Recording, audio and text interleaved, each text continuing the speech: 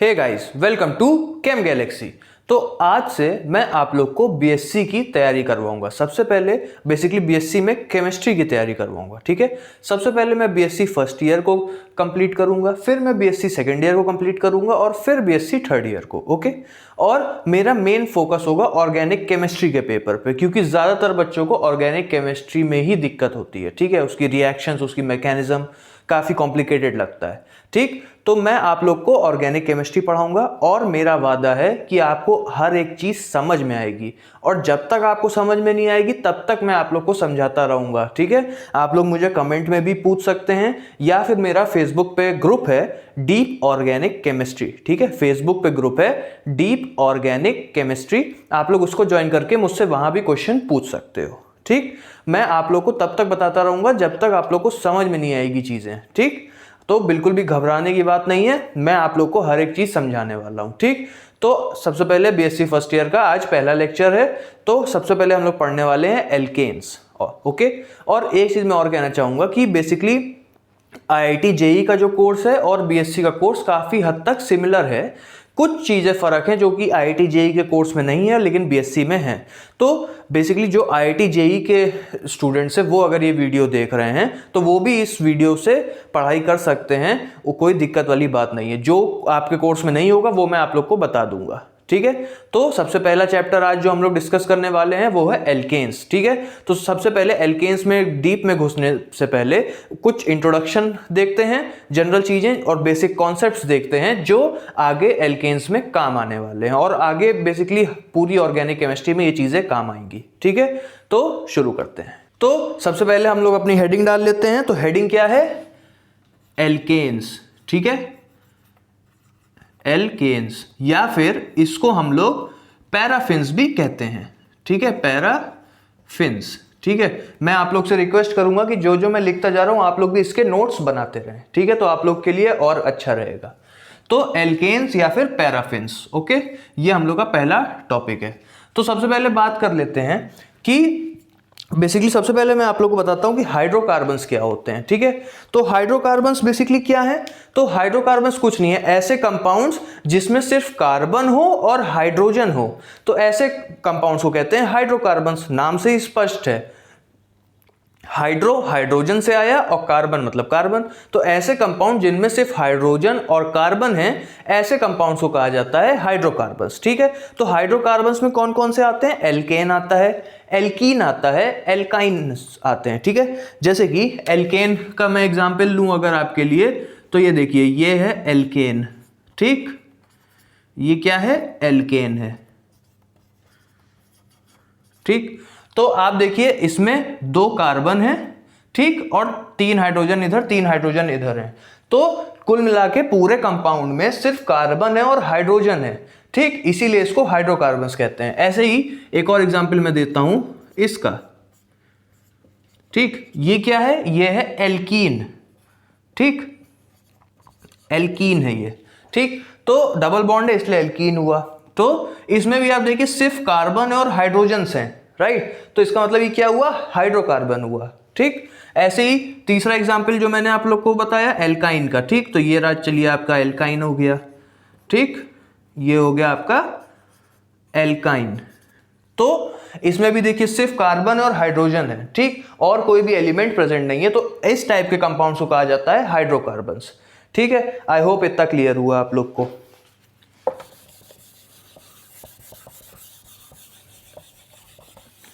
अब आगे देखते हैं एल्केन्स में, ठीक है। तो एल्केन्स में सबसे पहले मैं बात करता हूं आप लोग से उसके जनरल फॉर्मूला के बारे में, ठीक। तो हेडिंग डाल लीजिए आप लोग, जनरल फॉर्मूला,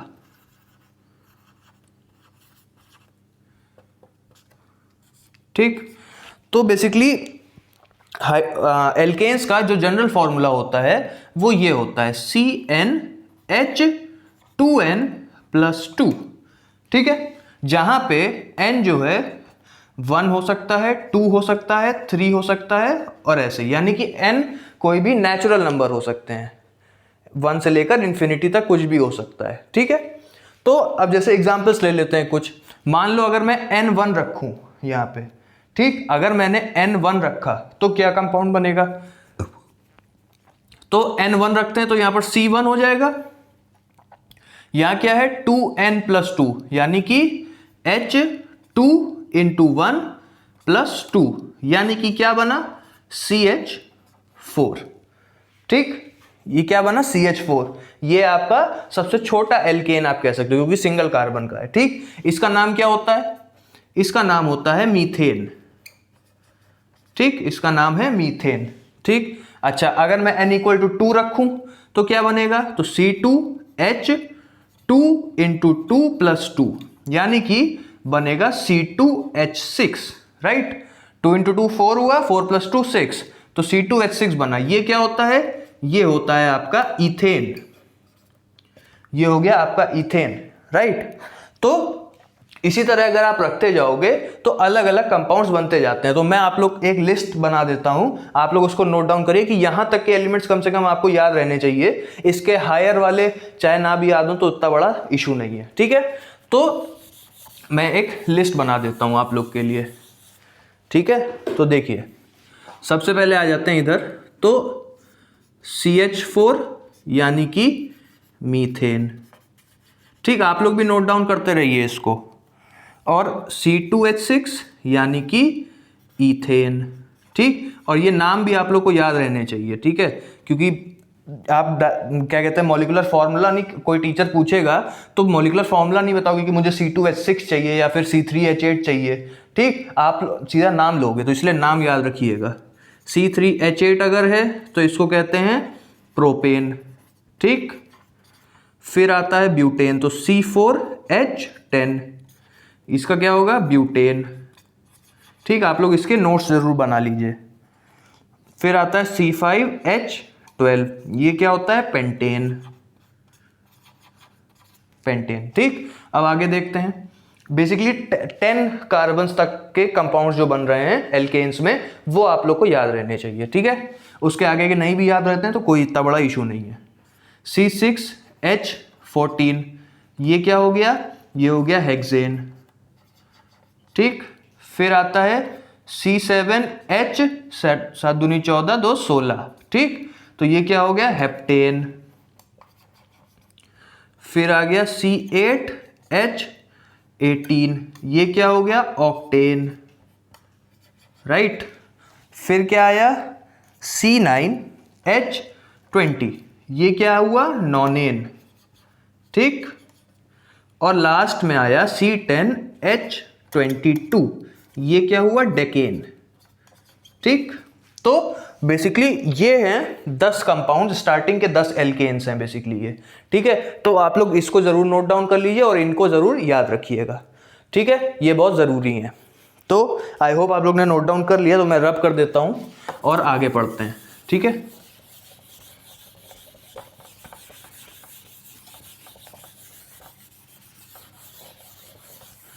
अब बात करते हैं थोड़ा सा क्लासिफिकेशन ऑफ कार्बन्स की। ठीक है, कि कार्बन्स को क्लासिफाई किस तरह किया जाता है। तो आइए देख लेते हैं इसको भी, ये भी बहुत ज़रूरी है। ठीक है, तो आइए इसको भी देख लेते हैं। तो क्लासिफिकेशन, हेडिंग डाल लीजिए आप लोग, classification of carbon atoms. Classification of carbon atoms. ठीक, तो क्लासिफिकेशन से क्या मतलब है, क्लासिफिकेशन से मतलब यह है कि जो कार्बन है वो प्राइमरी कार्बन है, सेकेंडरी है, टर्शरी है या फिर क्वाटरनरी है। ठीक है, इनमें से कौन सी डिग्री का कार्बन एटम है, बेसिकली ये हम लोग इसमें पता करते हैं। ठीक है, तो सबसे पहले लिखते हैं पहला। ठीक, तो इफ अ कार्बन एटम आप लोग भी नोट करते चलिए, if a carbon atom is surrounded by a single carbon atom। अभी आप लोग लिख लीजिए, मैं आप लोगों को समझाता हूं। ठीक है, by a single carbon atom। ठीक, that carbon is known as primary carbon। ठीक, प्राइमरी known as प्राइमरी, या फिर उसको आप लोग ऐसे भी लिख सकते हो 1 डिग्री। ठीक है, प्राइमरी का मतलब 1 degree, primary carbon okay, example देता हूं तब क्लियर हो जाएगा आप लोग को। तो एग्जाम्पल देखते हैं सबसे पहला, ठीक। सबसे पहला एग्जाम्पल ले लेते हैं, ये देखिए CH3, ठीक। ये क्या है, 2 कार्बन का है, अभी लिखाया था इथेन, राइट। तो अगर इसको मैं थोड़ा सा खोल दूं, ठीक, थोड़ा सा बड़ा सा स्ट्रक्चर बनाते हैं ताकि क्लियर हो चीजें। तो खोलने पे कुछ स्ट्रक्चर ऐसा दिखेगा,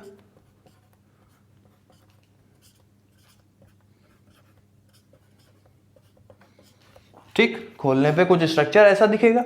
अच्छा, अब पढ़ो मैंने लिखा क्या है कि if a carbon atom is surrounded by a single carbon atom that carbon is known as primary carbon, ठीक। कि अगर एक कार्बन एटम किसी दूसरे कार्बन, मतलब एक कार्बन एटम अगर एक सिंगल कार्बन एटम से सराउंडेड है, ठीक है, मतलब कि क्या कहने का मतलब है कि अगर कोई कार्बन एटम सिर्फ एक कार्बन एटम से बॉन्डेड है, ठीक, I am repeating it, that if a carbon atom is attached to a single carbon atom, अगर एक कार्बन एटम किसी एक सिंगल कार्बन एटम से बॉन्डेड है तो उस कार्बन एटम को हम लोग प्राइमरी कार्बन एटम कहेंगे। जैसे कि यहाँ एग्जांपल देखो, ये कार्बन एटम है, ये एक सिंगल कार्बन एटम से जुड़ा है, ये और सारे कार्बन एटम से नहीं जुड़ा हुआ है, ठीक, ये एक सिंगल कार्बन एटम से जुड़ा हुआ है, राइट।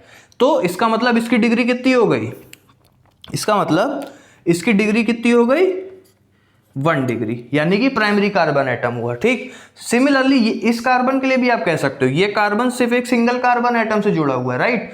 तो इसलिए इसकी भी डिग्री क्या हो गई, 1 हो गई, यानी कि ये प्राइमरी हो गया, ठीक। तो ऐसे तो पता करते हैं प्राइमरी। अच्छा, अब इसमें थोड़ा सा चेंजेस करते हैं कि अगर यहां पर मैं लिख दूं कि if a carbon atom is surrounded bye 2 carbon atoms, ठीक, यहां पर लिख दूं मैं 2 कार्बन एटम्स, तो वो कौन सा कार्बन हो जाएगा, वो हो जाएगा सेकेंडरी, ठीक, वो हो जाएगा सेकेंडरी, ये सेकेंडरी, या फिर इसको आप 2 डिग्री भी कह सकते हो, ठीक। अच्छा, अब 2 डिग्री के एग्जाम्पल देखते हैं, ठीक। 2 डिग्री कैसे होगा, हालांकि आप लोग अब समझ में आ गया होगा आप लोगों को किस तरह होता है, फिर भी मैं बता देता हूं, ठीक है। तो 2 डिग्री देखते हैं, तो 2 डिग्री दिखाएं आपको इस तरीके से। सबसे सिंपल एग्जांपल लेते हैं, ठीक है। ये क्या है, प्रोपेन, राइट, 3 कार्बन का एटम है, 3 कार्बन का एल्केन है, तो प्रोपेन, ठीक। तो अब देखो इसमें क्या है, अब इसको भी खुला खुला कर लेते हैं, ठीक। तो खुला खुला स्ट्रक्चर कुछ ऐसा दिखेगा, और ये और ये, ठीक। अब देखो, अब इसमें बताओ, अब इसमें देखो ये बीच वाला कार्बन जो है, जो ये वाला कार्बन है बीच वाला, ठीक। अब इसका देखो, ये कितने कार्बन एटम से बॉन्डेड है, ये 2 कार्बन एटम से बॉन्डेड है, एक इस कार्बन एटम से बॉन्डेड है, एक इस कार्बन एटम से बॉन्डेड है, राइट, 2 से बॉन्डेड है, तो इसकी डिग्री क्या हो गई, 2। 2 कार्बन एटम से बॉन्डेड है तो डिग्री 2 हुई, यानी कि ये क्या है, ये है सेकेंडरी कार्बन एटम, राइट। ये कौन सा कार्बन एटम है, सेकेंडरी कार्बन एटम है, ठीक। अच्छा, इस कार्बन की अगर बात करें, ये वाला, तो ये कार्बन एक ही से तो बॉन्डेड है, तो ये कौन सा होगा, प्राइमरी। सिमिलरली ये भी एक से बॉन्डेड है, तो ये कौन सा होगा, प्राइमरी, ठीक। तो यानी प्रोपेन में 2 प्राइमरी कार्बन एटम्स होते हैं, एक सेकेंडरी कार्बन एटम होता है, ठीक। अब थोड़ा सा और फेरबदल करते हैं, थोड़ा सा और फेरबदल क्या करनी है, थोड़ा सा और फेरबदल में यहां पे बदलेंगे और इधर बदलेंगे, ठीक। कि अगर if a carbon atom surrounded by 3, आप सराउंडेड की जगह बॉन्डेड भी लिख सकते हो, ठीक है, बाउंडेड बाय और बॉन्डेड बाय 3 कार्बन एटम्स, ठीक है, that carbon is known as tertiary carbon, ठीक। इसका एग्जाम्पल देखते हैं, ठीक। तो अगर इसका एग्जाम्पल मैं दूं आपको, तो ये दे सकता हूं,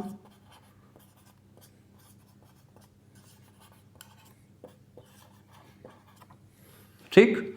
इसको खोल लेते हैं, ये क्या है, 2 मिथाइल प्रोपेन है, ठीक है। नॉमेनक्लेचर मैं आप लोग को सिखाऊंगा, हो सकता है इसी वीडियो में, हो सकता है नेक्स्ट वीडियो में आप लोग को नॉमेनक्लेचर भी मैं सिखाऊंगा, तो टेंशन लेने की जरूरत नहीं, ठीक। फिलहाल इसका नाम आप लोग चाहे अगर नोट्स बना रहे हैं तो नोट कर लीजिए, 2 मिथाइल प्रोपेन, ठीक है। तो इसका खुला खुला स्ट्रक्चर बनाएं, चलो इसका खुला खुला स्ट्रक्चर बनाते हैं, एच एच सी, यहाँ CH3 लिख देता हूँ मैं, ठीक है, H और यहाँ C। अच्छा अब एक बात बताओ मुझे कि ये जो कार्बन एटम है ये वाला, ठीक, ये जो कार्बन एटम है ये कितने कार्बन एटम से बॉन्डेड है, ठीक, कितने कार्बन एटम से इसने बॉन्ड बनाए हैं, एक ये और एक ये, राइट, ये 3 से बनाए हैं। तो यानी कि इसकी डिग्री कितनी हो गई, 3 डिग्री, ठीक, 3 डिग्री यानी टर्शरी कार्बन एटम हो गया, राइट। यानी कि ये कौन सा कार्बन एटम हो गया, टर्शरी कार्बन एटम। अच्छा अगर इसकी बात करें तो ये खाली एक से बॉन्ड बना रहा है, प्राइमरी, ये एक से बॉन्ड बना रहा है, प्राइमरी, ये एक से बॉन्ड बना रहा है, प्राइमरी, ठीक। तो 2 मिथाइल प्रोपेन में 3 प्राइमरी कार्बन एटम्स हैं और एक टर्शरी कार्बन एटम है, ठीक है। अब थोड़ा सा और फेरबदल करते हैं, ठीक। इसी तरह सारे कॉन्सेप्ट्स आपको मिलेंगे, सब आसान तरीके से मैं समझाऊंगा, कोई भी टेंशन लेने की जरूरत नहीं है, ठीक। तो अब करते हैं थोड़ा सा फेरबदल थोड़ी सी और करी जाए। अब क्या है कि अगर 4 कार्बन एटम्स हैं, ठीक, 4, तो क्या कहोगे, क्वार्टरनरी, या फिर इसको आप 4 डिग्री भी कह सकते हो, ठीक है। इसका एग्जाम्पल ले लेते हैं। एग्जाम्पल तो खैर आप खुद ही बना लोगे, कोई दिक्कत वाली बात नहीं है। CH3 ठीक, CH3 लो, ठीक। अब अगर आप देखो इस स्ट्रक्चर को, खुला बनाओ चाहे ना बनाओ, आप खुद ही देखो, ये जो कार्बन एटम है ये वाला, तो इसको मैं C' से रिप्रेजेंट कर देता हूं, चलो C' वाला, तो देखो 4 कार्बन एटम से बॉन्डेड है कि नहीं है, 4 कार्बन एटम से बॉन्ड बनाए इसने, तो इसकी डिग्री कितनी हो गई, 4 डिग्री का हो गया, यानी कि क्वार्टरनरी हो गया, ठीक है। तो ये तो था क्लासिफिकेशन ऑफ कार्बन एटम्स, ठीक है। आई होप इतना समझ में आया है और मुझे उम्मीद है काफी इजी लगा होगा आप लोग को, ठीक है। तो ये तो हो गया कि कार्बन एटम्स को क्लासिफाई कैसे करते हैं। अब थोड़ा बात कर लेते हैं एल्किल ग्रुप्स के बारे में, ठीक है, क्योंकि जब नॉमेनक्लेचर आता है या कुछ आता है तो एल्किल ग्रुप्स की नेमिंग थोड़ा सा फर्क हो जाती है और उसी के अकॉर्डिंग नेमिंग होती है। तो आप लोग को नॉमेनक्लेचर में हेल्प मिलेगी अगर आप लोग को एल्किल ग्रुप्स के नेम्स पता होंगे, ठीक। तो उस पर बात करते हैं। एल्किल ग्रुप्स के नेम बहुत आसान है, कोई दिक्कत वाली बात नहीं है, ठीक है। अगर आप लोग को एल्केन्स के नाम याद हैं, methane, ethane, propane, butane, pentane, hexane, heptane, octane, nonane, decane, ठीक है। अगर 10 तक याद है तो बाकी सब चीजें भी हो जाएंगी, ठीक। तो अब बात कर लेते हैं एल्किल ग्रुप्स के बारे में। तो एल्किल ग्रुप्स के बारे में बात करते हैं, एल्किल ग्रुप्स, ठीक। तो एल्किल ग्रुप्स का जो जनरल फॉर्मूला होता है, एल्किल ग्रुप्स का जो फॉर्मूला होता है वो मैं पहले लिख देता हूं। फॉर्मूला जो एल्किल ग्रुप्स का होता है वो होता है CnH2n+1, या वहां पे n क्या होगा, 1 2 3, ठीक है, ऐसे बढ़ता रहेगा, ठीक है। अब मैं एल्किल ग्रुप्स लिखता हूं जो बेसिकली ज्यादा इंपॉर्टेंट एल्किल ग्रुप्स है। बनाने को तो अब n की कोई भी वैल्यू रखते चले जाओ, एल्किल ग्रुप्स बनते जाएंगे, ठीक है। लेकिन जो इंपॉर्टेंट एल्किल ग्रुप्स है मैं उनके बारे में आप लोग को बताता हूं, ठीक। तो जो सबसे पहला एल्किल ग्रुप है CH3, ठीक। ये आप देखो एक बॉन्ड कार्बन का खाली है, एक इलेक्ट्रॉन अभी बॉन्ड बनाने के लिए खाली है, ठीक। तो यहां पर कुछ भी जुड़ सकता है, ठीक। यहां पे मैं X लिख देता हूं, ठीक। तो यानी कि ये आपका एल्किल ग्रुप है, ठीक। ये आपका एल्किल ग्रुप है जो मैंने सर्किल किया है। X यानी कि कुछ भी जुड़ सकता है, आप यहां पर हेलोजन जोड़ सकते हो, यहां पर एक और हाइड्रोजन जोड़ सकते हो, यहां पर कोई फंक्शनल ग्रुप जोड़ सकते हो, ठीक है। वो आपकी मर्जी है, कुछ भी जुड़ सकता है बेसिकली, ठीक है। तो बेसिकली एल्किल ग्रुप्स को इसके साथ नहीं लिखा जाता है, एल्किल ग्रुप्स को ऐसे लिखा जाता है, ठीक। एल्किल ग्रुप्स का जो जनरल क्या कहते हैं सिंबल होता है वो होता है R, यहां मैं लिख देता हूं, ठीक। जनरल सिंबल, ठीक। जनरल सिंबल जो होता है वो होता है R, ठीक है। तो R या तो एल्किल ग्रुप भी हो सकता है या तो एराइल ग्रुप भी हो सकता है, ठीक है। तो अब जो मेन एल्किल ग्रुप्स हैं उनके बारे में बात करते हैं। सबसे पहले आता है CH3, ठीक। तो एक बॉन्ड अभी और बना सकता है, तो बेसिकली इस ग्रुप को कहते हैं एल्किल ग्रुप। ठीक है, जैसे कि आप अगर एल्केन का जो जनरल फॉर्मूला होता है, एल्केन का जनरल फॉर्मूला होता है RH, right, RH।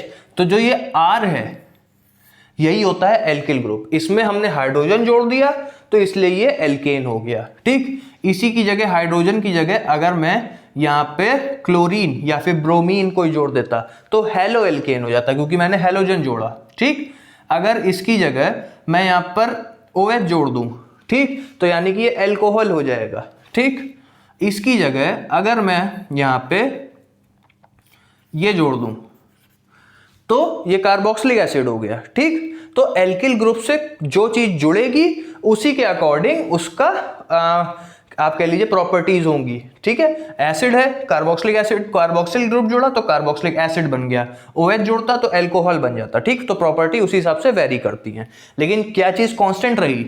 Alkyl group. ठीक है, तो इसीलिए एल्किल ग्रुप पढ़ना जरूरी है। तो अब एल्किल ग्रुप देख लेते हैं। तो ये कौन सा ग्रुप है? देखो CH4 मीथेन होता था, राइट, CH4 मीथेन होता था, यहाँ पे CH3 है। ठीक, तो जो एल्किल ग्रुप का नाम होगा वो होगा मिथाइल।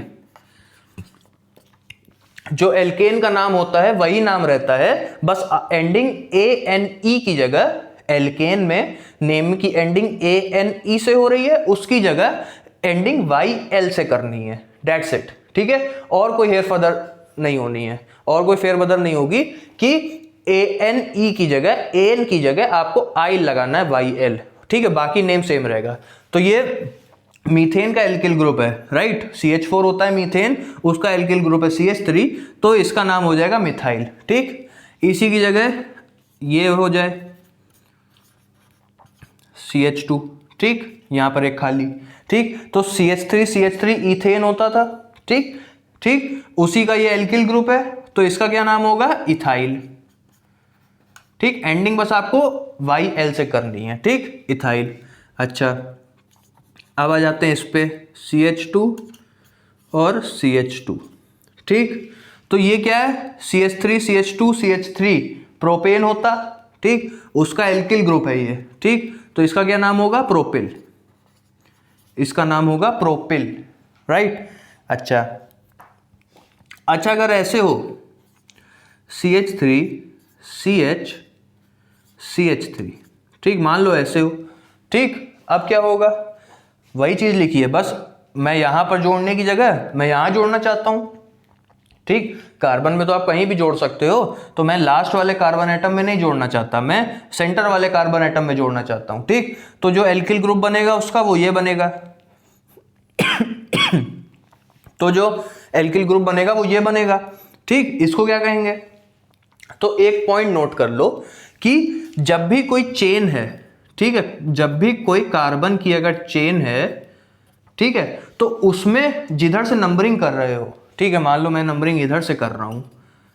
ठीक, तो नंबरिंग में जो दूसरा कार्बन एटम आता है, ये चीज नोट कर लो कि कोई भी कार्बन की चेन में जो नंबरिंग जिधर से हो रही है, तो उधर उस नंबरिंग के अकॉर्डिंग जो दूसरा कार्बन एटम होगा, ठीक, अगर उस पे एक सिंगल मिथाइल ग्रुप लगा हुआ है, अगर एक सिंगल मिथाइल ग्रुप लगा हुआ है, तो नेम के आगे हमेशा आइसो लगाते हैं। ठीक है, नेम के आगे हमेशा आइसो लगाएंगे। ठीक, और अगर दो मिथाइल ग्रुप लगे हुए हैं, जो दूसरा कार्बन एटम है, अगर उस पर दो मिथाइल ग्रुप लगे हुए हैं, तो नेम के आगे नियो लगाते हैं। ठीक, नेम के आगे नियो लगाते हैं। तो सिंगल कार्बन एटम हुआ अगर सेकंड कार्बन पे, सिंगल मिथाइल ग्रुप हुआ अगर सेकंड कार्बन पे, तो आइसो, और अगर दो मिथाइल ग्रुप लगे हुए हैं तो नियो। ठीक, ये पॉइंट याद रखना। ठीक है, और आप लोग चाहो तो नोट भी कर लो। तो अब आते हैं इस पे। तो देखो यहां पे नंबरिंग ऐसे करूंगा, तो ये दूसरा कार्बन एटम है, दूसरे कार्बन एटम पे एक सिंगल मिथाइल ग्रुप लगा हुआ है, राइट, एक सिंगल मिथाइल ग्रुप लगा हुआ है, तो इसका नाम क्या हो जाएगा? इस एल्किल ग्रुप का नाम हो जाएगा आइसोप्रोपिल। ठीक, इस एल्किल ग्रुप का नाम हो जाएगा आइसोप्रोपिल। ठीक, तो आई होप समझ में आया आप लोग को। अब बात करते हैं आगे। तो CH3 CH2 CH2 CH2 dash, ठीक, इस यहाँ पे जुड़ेगा आखिरी कार्बन आइटम में कोई भी अलग एलिमेंट या फिर फंक्शनल ग्रुप जोड़ेंगे। ठीक, ये क्या है, ये ब्यूटेन होता, ब्यूटेन का एल्किल ग्रुप है तो इसीलिए इसको ब्यूटाइल कहेंगे। ये क्या है, ब्यूटाइल। ठीक, अब देखो इसी में देखो कितने सारे चेंजेस हो जाएंगे। अगर मैं ऐसे लिखूं कि CH3 CH2 CH और CH3, मैं आखिरी कार्बन आइटम में नहीं जोड़ना चाह रहा, मैं ये जो कार्बन आइटम है इसमें जोड़ना चाह रहा हूं। ठीक है, ये सेकेंडरी कार्बन आइटम इसमें जोड़ना चाह रहा हूं, तो उस एल्किल ग्रुप का नाम क्या होगा, तो एल्किल ग्रुप का नाम होगा सेकेंडरी ब्यूटाइल। ठीक, सेकेंडरी क्यों पड़ा, क्योंकि ये सेकेंडरी कार्बन आइटम है जिसपे हम लोग जोड़ रहे हैं। ठीक, तो इसीलिए इसका नाम हो जाएगा सेकेंडरी ब्यूटाइल। ठीक, आई होप समझ में आया आप लोग को। ठीक है, अच्छा एक और चीज इसी में बदलता हूं, अगर मैं ऐसे कर दूं, ये अभी भी देखो 4 कार्बन आइटम है, 1 2 3 4 कार्बन आइटम है। ठीक, अब मैं अगर इस कार्बन पे जोड़ना चाहूं, ठीक, तो इस एल्किल ग्रुप का क्या नाम हो जाएगा, तो अब देखो ये कार्बन आइटम कौन सा कार्बन आइटम है, टर्शरी कार्बन आइटम है, 3 कार्बन आइटम से बॉन्डेड है। ठीक, तो टर्शरी कार्बन आइटम होगा, तो इसका इस एल्किल ग्रुप का नाम क्या होगा, इसका नाम होगा टर्शरी। टर्शरी को हम लोग TERT शॉर्ट में लिख देते हैं, और butyl, tertiary butyl alkyl group होगा ये। ठीक है, क्योंकि टर्शरी कार्बन आइटम से डायरेक्टली जोड़ रहा है इसीलिए टर्शरी ब्यूटाइल। ठीक, अब आगे देखते हैं, आगे देखो, आगे CH3 CH2 CH2 CH2 4 और एक और। ठीक, ये देखो क्या है, तो 5 कार्बन आइटम से पेंटेन बन सकता था। ठीक, उसका एल्किल ग्रुप है तो क्या होगा, पेंटाइल हो जाएगा। राइट, पेंटाइल एल्किल ग्रुप हो जाएगा। अच्छा, इसमें भी वो सेकेंडरी पेंटाइल कर सकते हैं। किस तरीके से कर सकते हैं कि यहाँ पे मैं CH3 कर दूं और इस वाले से जोड़ूं। ठीक, तो सेकेंडरी पेंटाइल हो जाएगा। राइट, इससे भी कर सकते हो, कोई बात नहीं, इससे कर लेना, एल्किल ग्रुप सेकेंडरी पेंटाइल ही रहेगा, बेसिकली IUPAC नेम चेंज होगा। ठीक, और अगर मैं एक चीज और करूं, अगर मैं ये करूं,